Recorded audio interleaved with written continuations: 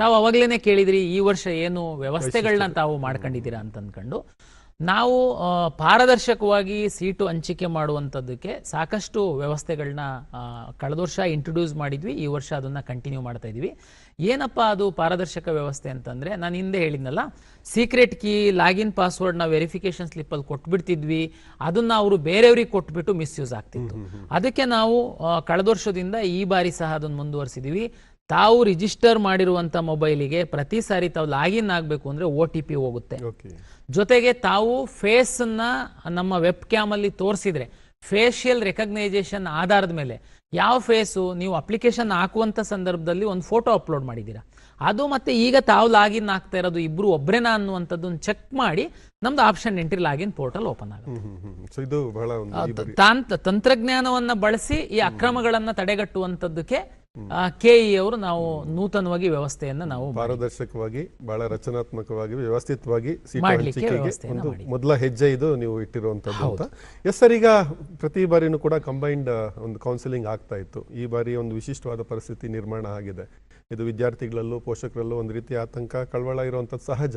So ಈ ಒಂದು combined ಈ ಒಂದು ಪರಿಸ್ಥಿತಿಯಿಂದ ಈ ಬಾರಿ ವಿಶೇಷವಾದ ಒಂದು ಹಂತದಲ್ಲಿದ್ದೇವೆ. ಏನ್ ಸರ್, ಏನು ಉಪಕ್ರಮಗಳು ಕೈಗೊಂಡಿದ್ದೀರಾ ಅಂತ? ಇಡೀ ದೇಶದಲ್ಲೇನೆ ಕರ್ನಾಟಕ ರಾಜ್ಯ ಕೌನ್ಸಿಲಿಂಗ್ ವ್ಯವಸ್ಥೆನಲ್ಲಿ ಫೇಮಸ್. ಅಂದ್ರೆ ಬೇರೆ ಈಗ ಉದಾಹರಣೆಗೆ ಅಕ್ಕಪಕ್ಕದ ರಾಜ್ಯಗಳು ತಗೊಂಡ್ರೆ ಅವರು ಇಂಜಿನಿಯರಿಂಗ್ ಸಪರೇಟ್ ಕೌನ್ಸಿಲಿಂಗ್ ಮಾಡ್ತಾರೆ, ಮೆಡಿಕಲ್ ಬೇರೆ, ಫಾರ್ಮ್ ಸೈನ್ಸ್ ಎಲ್ಲ. ಏನಾಗುತ್ತೆ, ವಿದ್ಯಾರ್ಥಿಗಳು ಅಲ್ಲಿ ನಾನು ಹೀಗೇನೆ ಮಹಾರಾಷ್ಟ್ರದ್ದು ಒಂದು ಟೀಮ್ ನಮ್ಮಲ್ಲಿ ಸ್ಟಡಿ ಮಾಡೋದಕ್ಕೆ ಬಂದಾಗ ಸೀನಿಯರ್ ಅಧಿಕಾರಿಗಳ ಹತ್ರ ಚರ್ಚೆ ಮಾಡ್ತಾ ಇದ್ದೆ. ನೀವು ಫಸ್ಟ್ ಇಂಜಿನಿಯರಿಂಗ್ ಮಾಡ್ತೀರಾ, ಅಲ್ಲಿ ತಗೊಳ್ತಾರೆ, ಆಮೇಲೆ ಮೆಡಿಕಲ್ ಶುರುವಾಗುತ್ತೆ, ಬಿಟ್ಟು ಹೋಗ್ತಾರೆ, ಏನು ಮಾಡ್ತಾರೆ, ನಾವೇನು ಮಾಡ್ಲಿಕ್ಕಾಗಲ್ಲ ಅಂತ ಅಷ್ಟು ಸಿಂಪಲ್ ಆನ್ಸರ್ ಆಗಿ, ಅಂದರೆ ಆ ಥರದ್ದು ವ್ಯವಸ್ಥೆ. ಬಟ್ ಆದರೆ ಕರ್ನಾಟಕದಲ್ಲಿ ಎಷ್ಟು ಬ್ಯೂಟಿಫುಲ್ ಆಗಿ ಡಿಸೈನ್ ಮಾಡಿದ್ದಾರೆ ನಮ್ಮ ಹಿಂದಿನ ಅಧಿಕಾರಿಗಳು, ಸರ್ಕಾರ ಅಂತಂದರೆ medical, dental, AYUSH, engineering, farm science, veterinary science, D pharma, B pharma ಎಲ್ಲ. ಬಟ್ ನೀಟ್ ಎಕ್ಸಾಮ್ ಬಂದಾದ್ಮೇಲೆ ನೀಟ್ ರ್ಯಾಂಕ್ ಆಧರಿಸಿ ಮೆಡಿಕಲ್, ಡೆಂಟಲ್, ಆಯುಷನ್ ಅಲಾಟ್ ಮಾಡ್ತಾ ಇದ್ವಿ. ಉಳಿದಂತ ಎಲ್ಲ ಕೋರ್ಸ್ಗಳಿಗೆ CET-ನ ರ್ಯಾಂಕ್ ಆಧರಿಸಿ ನಾವು ಅಲಾಟ್ ಮಾಡುವಂಥದ್ದು. ಈಗ ನಮ್ಮ ಕರ್ನಾಟಕದಲ್ಲಿ ಪೋಷಕರಿಗೆ ಫಸ್ಟ್ ಮೆಡಿಕಲ್ ನನ್ನ ಮಗ ಮಾಡಬೇಕು ಅಂತೇಳಿ ಆಸೆ ಇರುತ್ತೆ. ಮೆಡಿಕಲ್ ಸಿಕ್ಕಿಲ್ಲ ಅಂದ್ರೆ ಡೆಂಟಲ್ಲು, ಇದೆರಡು ಸಿಕ್ಕಿಲ್ಲ ಅಂತಂದ್ರೆ ಪ್ಲಾನ್ B ಅಂತ ನಾನು ಇಂಜಿನಿಯರಿಂಗ್ ಕಳಿಸ್ತೀನಿ.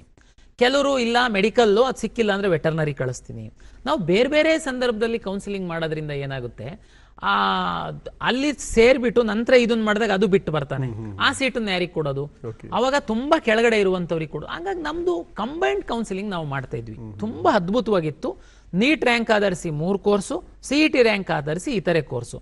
ಒಬ್ಬ ವಿದ್ಯಾರ್ಥಿ ಆಪ್ಷನ್ ಎಂಟ್ರಿ ಮಾಡುವಂಥ ಸಂದರ್ಭದಲ್ಲಿ ಮೆಡಿಕಲ್ಲು ಎಷ್ಟು ಕಾಲೇಜು ಬೇಕು ಮಾಡ್ಬೋದು, ಡೆಂಟಲ್ ಎಷ್ಟು ಬೇಕು ಮಾಡ್ಬೋದು, ಕೊನೆಗೆ ಅದು ಎರಡು ಸಿಕ್ಕಿಲ್ಲ ಅಂದರೆ ನಾನು ಇಂಜಿನಿಯರಿಂಗು, ಅದು ಸಿಕ್ಕಿಲ್ಲ ಅಂದರೆ ವೆಟರ್ನರಿ, ಅದು ಸಿಕ್ಕಿಲ್ಲ ಫಾರ್ಮ್ಸ್, ಎಷ್ಟು ಆಪ್ಷನ್ನು ಎಷ್ಟು ಕಾಲೇಜಿಗೆ ಬೇಕಾದ್ರೂ ಆಪ್ಷನ್ ಎಂಟ್ರಿ ಮಾಡ್ಬೋದಾಗಿತ್ತು. ನಾವು ಅವರ ರ್ಯಾಂಕು ಮತ್ತು ಅವರು ಏನು ಪ್ರಿಯಾರಿಟಿ ಕೊಟ್ಟಿದ್ದಾರೆ, ಫಸ್ಟು, ಸೆಕೆಂಡು, ಥರ್ಡು, ಅದರ ಆಧಾರದ ಮೇಲೆ ಅವರಿಗೆ ಬೆಸ್ಟ್ 1 ಸೀಟನ್ನು ಅಲಾಟ್ ಮಾಡ್ತಾ ಇದ್ವಿ.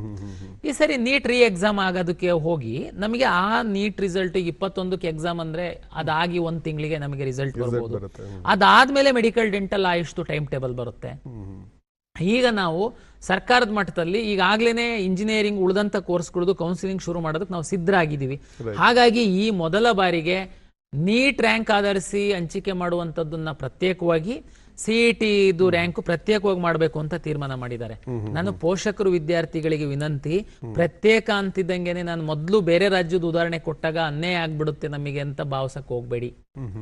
ನಾವು ಪ್ರತ್ಯೇಕ ಮಾಡ್ತು ಅಂತಂದ್ರೂ ಸಹ ನಾವು ಅದೆರಡನ್ನು ಕ್ಲಬ್ ಮಾಡ್ತೀನಿ ಮುಂದಿನ ದಿನಗಳಲ್ಲಿ. ಉದಾಹರಣೆಗೆ ಹೇಗೆ ಅಂದ್ರೆ, ಹಿಂದೆ ಸಹ ನಮ್ಮ ವಿದ್ಯಾರ್ಥಿಗಳು ಫಸ್ಟ್ ರೌಂಡ್ ಅಲ್ಲಿ ಸೀಟ್ ಅಲಾಟ್ಮೆಂಟ್ ಮಾಡಿದಾಗ ಅಡ್ಮಿಷನ್ ಆಗೋದು ಕಂಪಲ್ಸರಿ ಇರಲಿಲ್ಲ. ಅವರು ಸೆಕೆಂಡ್ ರೌಂಡಿಗೆ ಆ ಸೀಟನ್ನ ಹೋಲ್ಡ್ ಮಾಡಿ ಬರುವಂತದ್ದಕ್ಕೆ ಅವಕಾಶ ಇತ್ತು. ಸೆಕೆಂಡ್ ರೌಂಡ್ ಅಲ್ಲಿ ಮೆಡಿಕಲ್, ಡೆಂಟಲ್ ಕಂಪಲ್ಸರಿ ಅಡ್ಮಿಷನ್ ಇತ್ತು. ಇಂಜಿನಿಯರಿಂಗ್ ಮತ್ತೆ ಥರ್ಡ್ ರೌಂಡಿಗೆ ಸಹ ಹೋಲ್ಡ್ ಮಾಡಿ ಬರ್ಬೋದಾಗಿತ್ತು. ಒಂದು ರೌಂಡ್ ಕೌನ್ಸಿಲಿಂಗ್ ಮಾಡೋದಕ್ಕೆ ಮಿನಿಮಮ್ 30 to 35 ಡೇಸ್ ನನಗೆ ಬೇಕಾಗುತ್ತೆ. ಉದಾಹರಣೆಗೆ ನಾನು ಮೆಡಿಕಲ್, ಡೆಂಟಲ್, ಆಯುಷನ್ ಬಿಟ್ಟು ನಾನು ಸೋಮವಾರ ನಾನು ಆಪ್ಷನ್ ಎಂಟ್ರಿ ಶುರು ಮಾಡಿದೆ ಅಂತಂದ್ರೂ ಇಮ್ಯಾಜಿನ್ ಮಾಡಿ ನೀವು, ನಮ್ದು 1 ರೌಂಡ್ ಮುಗಿದ ಅಡ್ಮಿಷನ್ ಆಗುವಂಥದ್ದಕ್ಕೇನೆ 1.5 ತಿಂಗಳಾಗುತ್ತೆ.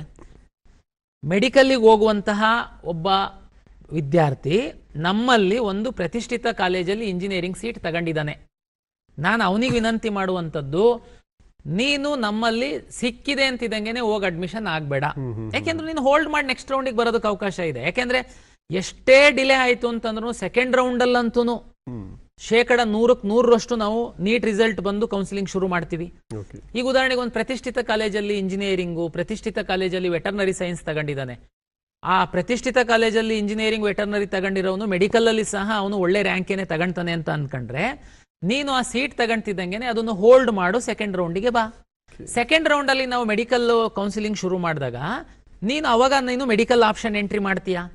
ಅವಾಗ ಆಟೋಮೆಟಿಕ್ ಆಗಿ ನಮ್ದು ನಿಯಮ ಏನು ಹೇಳುತ್ತೆ, ನಿನಗೆ ಮೇಲಿಂದು ಯಾವ್ದಾದ್ರು ಸೀಟ್ ಸಿಕ್ತು ಅಂದ್ರೆ ಇಟ್ಕೊಂಡಿರೋ ಸೀಟು ನಿನ್ನಿಂದ ಹೋಗಿ ಬೇರೆಯವ್ರಿಗೆ ಅಲಾಟ್ ಆಗುತ್ತೆ. ಮೆಡಿಕಲ್ ಕೌನ್ಸಿಲಿಂಗ್ ಶುರು ಮಾಡಿದಾಗ ನಿನಗೆ ಮೆಡಿಕಲ್ ಸೀಟ್ ಸಿಕ್ತು ಅಂದ್ರೆ ನೀನು ಈಗ ಫಸ್ಟ್ ರೌಂಡಲ್ಲಿ ತಗೊಂಡಿರುವಂತಹ ಸೀಟು ನೀನು ಬಿಟ್ಕೊಡ್ತೀಯ.